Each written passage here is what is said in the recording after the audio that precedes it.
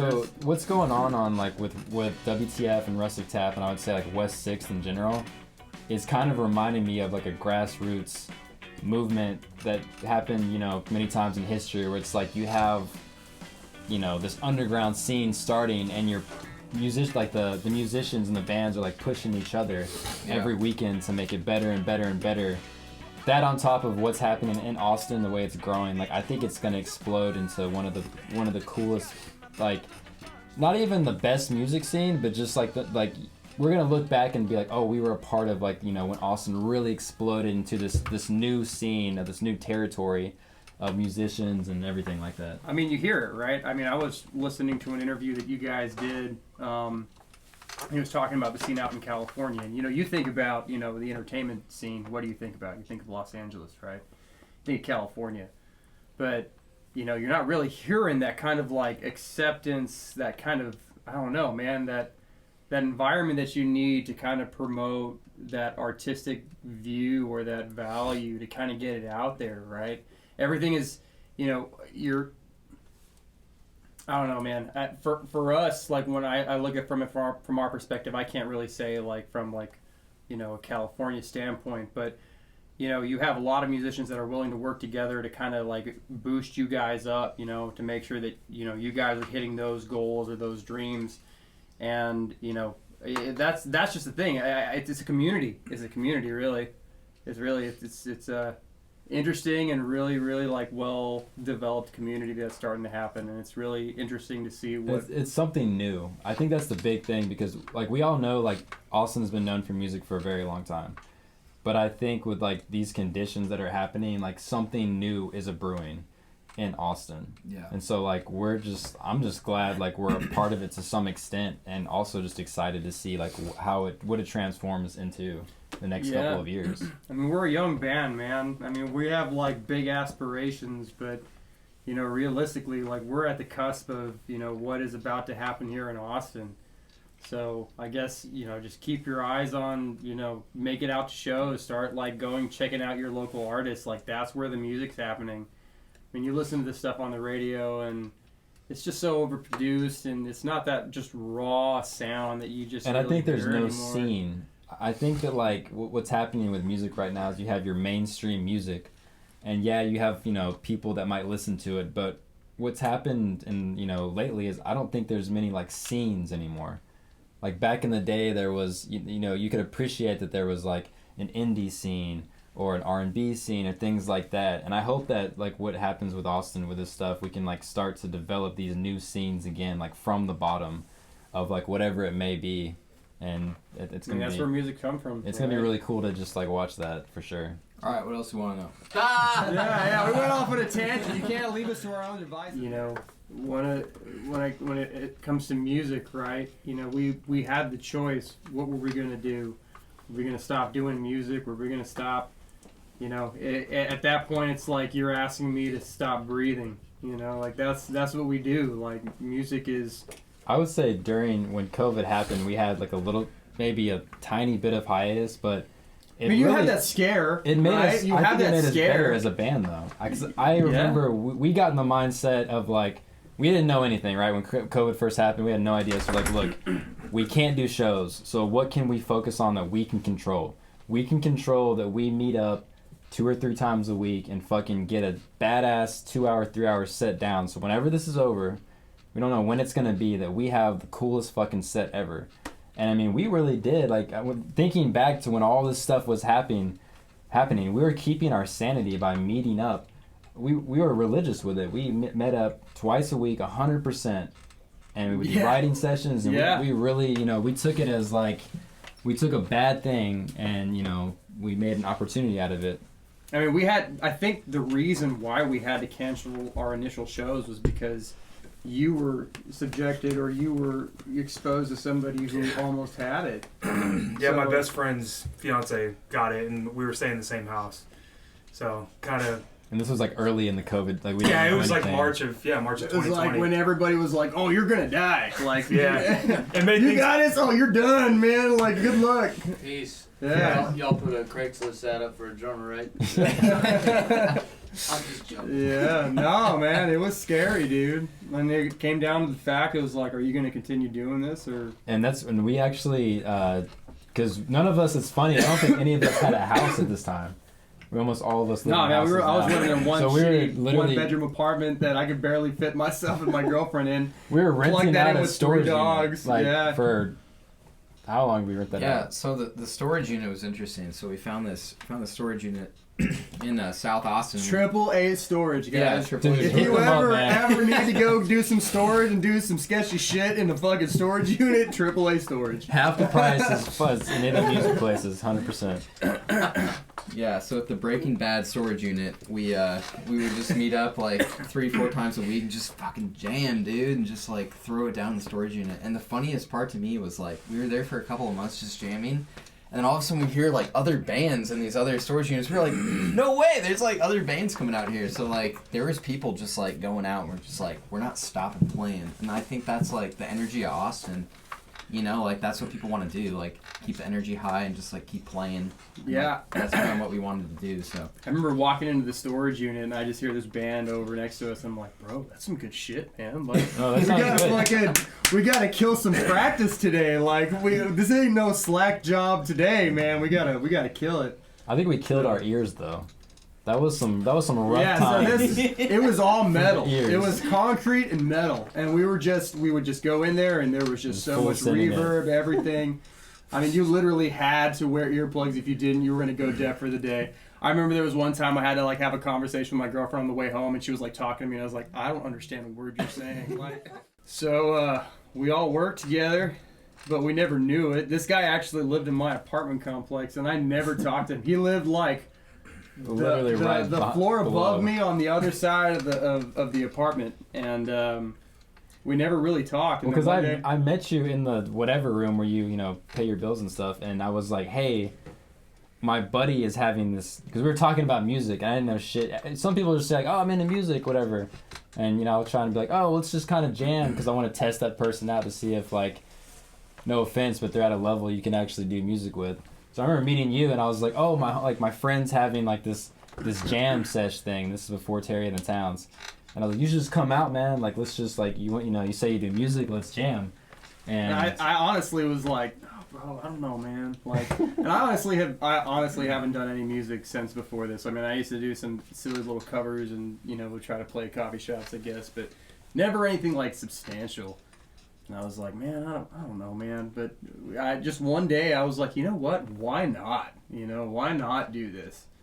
I think we slowly just started to fall in peace through like, I mean, these jam sessions went on for like maybe 6 months, and eventually like, Garrett started coming, Connor started coming, Ian started coming, other people started coming, but we, like the 4 of us, like knew that there was something like kind of special going on. You jam with people all the time and it's great, but we understood there was something going on, that we could jam together. just being really tight. Being tied together, Yeah. and I think also just the communication of us all being on the same level. Yeah. And so we eventually got to the point, it's like, hey, we're just jamming every weekend, which is, fun. Everyone gets fucked up and stuff, but You want to start a band? why don't we like actually do something You want to with be in a this? band, man? So did this start at somebody's house when you This guys was started to come not together? our or- house. So we had a buddy that we worked with at SHI, and he approached, I think it was me that kind of got, probably me and Connor, because we knew Nick Freeman. And he was like, hey man, like, super chill kind of hippie dude. Like, we want to have like musicians over, and like they play music while we like party and stuff. And I was like, me living in an apartment, getting the chance to go to a house and be as loud as I can. I was like, hell yeah, dude, I'll come through and fucking like slap bass and do whatever, like play drums. I don't give a shit. So it kind of started like innocently enough like that, and then I think maybe Connor came the first time. And Well, funny story. The way we got connected through music, we always kind of knew each other because we were like working in the same region at work, and we go to a work event to Works Fest, and so we had a ton of drinks. On the way back, we're literally in a school bus. Like it was it's like a school party bus, but it might as well be a school bus. And dude, we're just sitting there like Bon Jovi or something, just going It's like like classic we're all just, 80s like, rock playlist. and he just sees me like air drumming. Like I'm just like going to town, and he's like, you play drums? And I was like, yeah, I used to play way back when from my church, and like hadn't played in like 6 years. He's like, we should jam. I was like, all right. So I went and played. I think it was like Christmas, like by Christmas. You came to my house, I had an electric drum set, and like literally like we jammed one time on my electric set, and he was like, I'm gonna buy an electric set. I think I bought it the next day. I went to Guitar Center and bought the roll-in electric drum set, and it's like, yeah, ever since then I've been playing. The one that I'm learning on. Yeah, very one. I remember coming to your house and like jamming some guitar with you. Yeah. Right after you bought that drum set. Exactly. Yeah, it was. Yeah, that was fun. It was the right place and the right time for like almost all of the stuff that happened with us, because like we've all been doing music for a while. I know me and Garrett have been in bands and stuff, and there's a big difference. Like I was in an R&B band like while this was forming, and it was mainly a cover band, and I fucking loved that band. It was a great time. But there's a huge difference between like an R&B cover band or an 80s cover band or whatever, and then something like this where we're actually writing. We're all friends. We're meeting up a couple times a week, as opposed to like this more like we're learning these covers and we're gonna do this and we're gonna do that.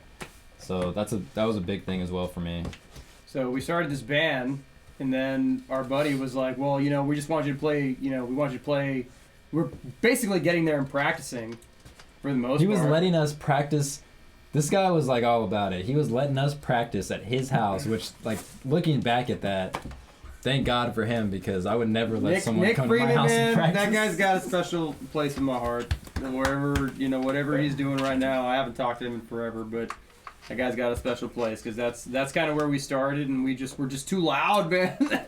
We're just too loud, bro. We didn't have any of this like real nice soundproofing. We were just a bunch of dudes just going as hard as we could in the fucking garage, and they were like, listen guys, you either get the fuck out or we're gonna kick this boy out. And we were like, well, we can't get this guy kicked out of his house, man. We were just guys being dudes. Yeah, so from there we just started, we were like, oh, and then we were practicing at your house. Practicing and then at my apartment for a while. That obviously didn't fare well.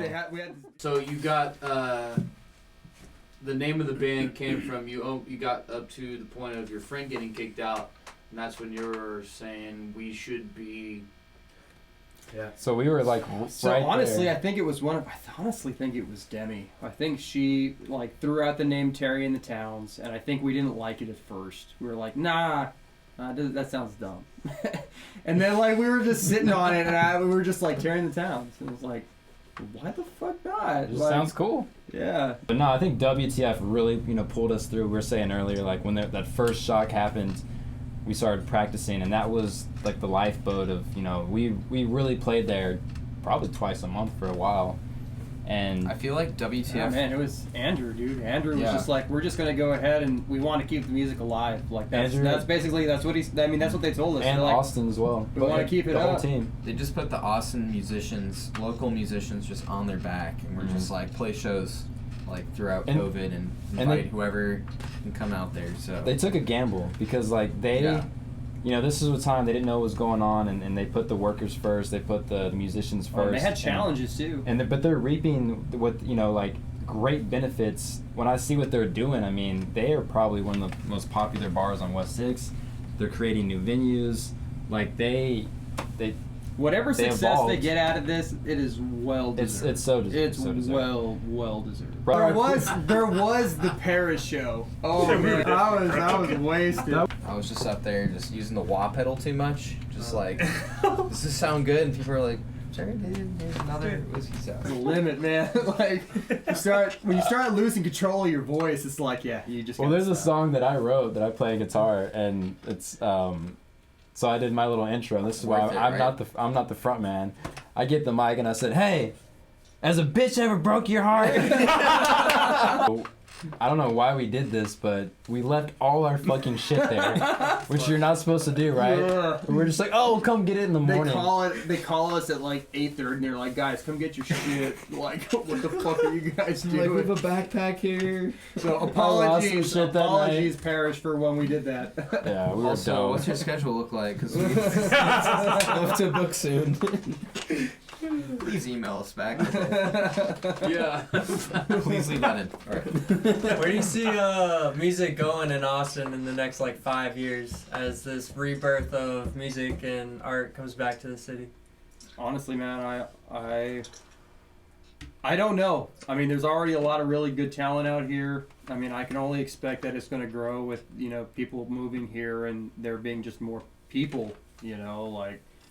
I think you're going to see more natural, like, there's something about, like, Austin live music. You can get any type of music anywhere, but the live music has that natural, almost old school feel to it. People want that blues. People want that, like, that organic feeling that's, like, gone from music now. So I think you're going to see, like, a revival of that, just, like, pure, like, jam band or natural, whatever you want to kind of call it, but that just, like, pure actual musicians. They're tired of hearing fucking Taylor Swift over, like, a, you know, cookie cutter beat. I think the challenge more than anything, and you know, this is more of a call upon, you know, like the community of people who, you know, love genuine music, right? You hear an artist you like, go follow them somewhere, you know, get them where, you know, you're listening to what they have to put out, number one, because that could change over time, you know. Just support them. Yeah, support the people that, you know, because they're spending a lot of time on this. This is, you know, people make a living off of this, you know. So I think the more of the call to ask is just like, if you like a musician, definitely go make a point to go follow them, because that can be that inspiring moment that gets them to that next show. You know, sometimes, you know, we always play like that. Oh yeah, we're, you know, good musicians, but, you know, sometimes that, you know, that inevitability creeps in. It's like, am I hyping myself up too much a little bit here, or like, am I really as talented as I think I am? And there's some pretty talented people out there, man. So you got to always be humble. You always have to kind of bring yourself to a ground and say, like, you know, more than anything, we're doing this for fun. You know, this is what we enjoy doing. This is what we would be, you know, but at some point or another, like, you want to know that your efforts are being rewarded in some way. And how are you going to do that, right? You go listen to that artist. And, like, why not be a part of something, like, that's growing right now? Like, you know, why not be a part of this scene that's happening? It's so cool. It's not happening anywhere else in the world. I mean, this music scene in Austin is going to be, you know, it's just going to be crazy. So, like, why not be a part of it? Why not, like, be the person that goes and, like, gets familiar with artists and go out to all the shows and stuff like that? Like, it's gonna be something badass to think back to, you know, when you look back at your life. You know, people talk about the divided state that we're in, but if you look at music, I mean, that transcends pretty much anything, right? Like, you know, it doesn't matter, you know, what your color is, like where your background's from. You know, I appreciate you because you do this beautiful thing that makes people happy. And I think that's just the one thing that you kind of got to hold on to. It's like, you know, this is an underlying, you know, organic thing that we are all bound to, right?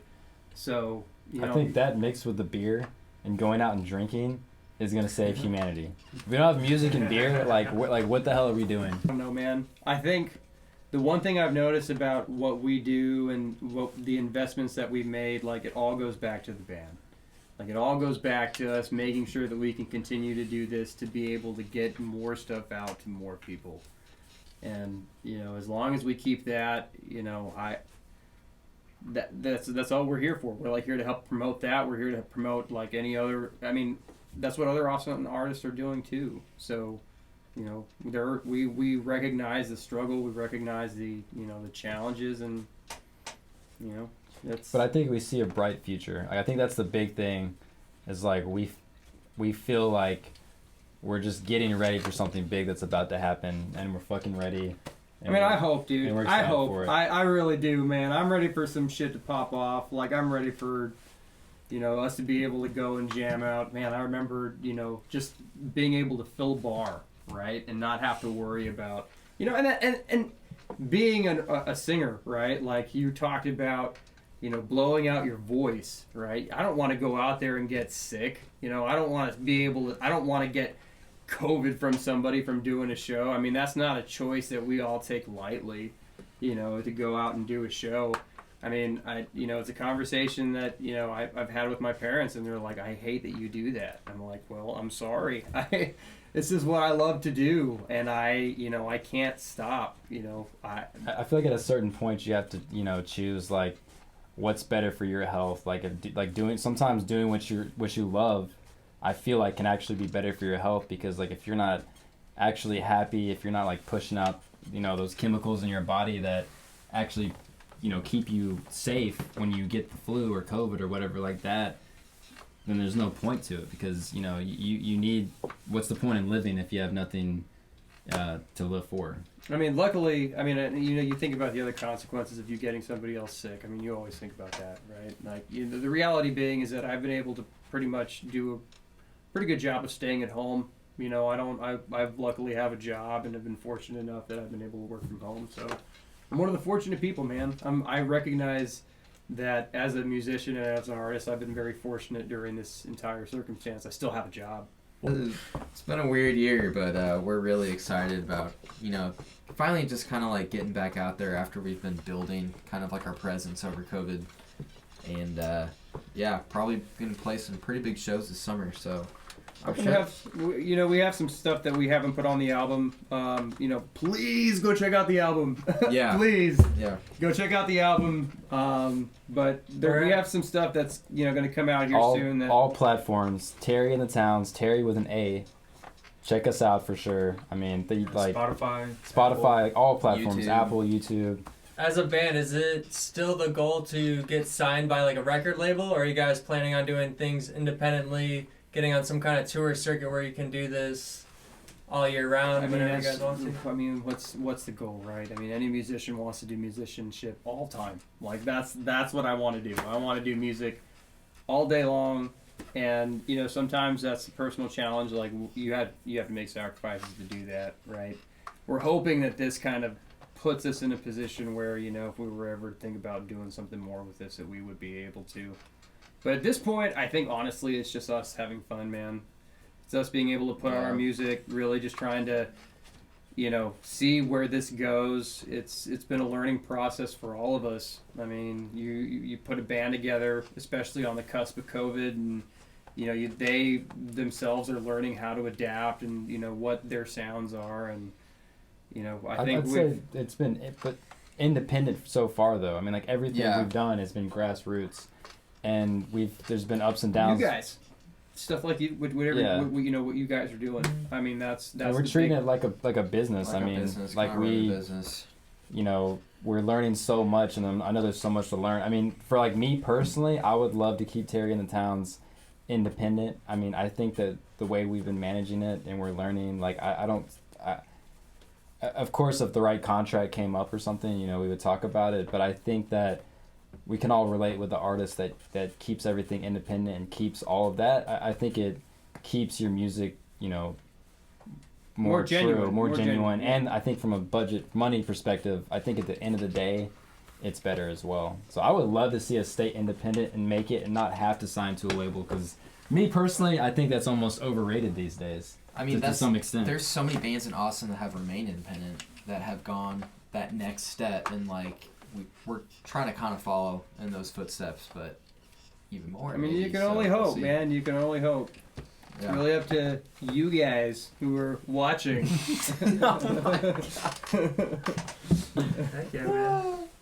Well, thanks for coming by, guys. It was an awesome talk. Thank you, guys. I mean, awesome performance. Great beer, great time. Got to jam out, and definitely recommend it for any local bands. I mean, yeah, I'm excited to see like who you guys bring in here. I've been watching y'all's videos. They're badass, and you're working with like Paul Val and all these great guys in Austin. So y'all's page can take off. Yeah, I think it's gonna have a blow up. It starts with stuff like this, guys. Like what you know, it's great. This right here, do it. If you have an opportunity to come and play, record, do it. We're happy to have you guys. Really appreciate you guys coming by too. Awesome. Yeah.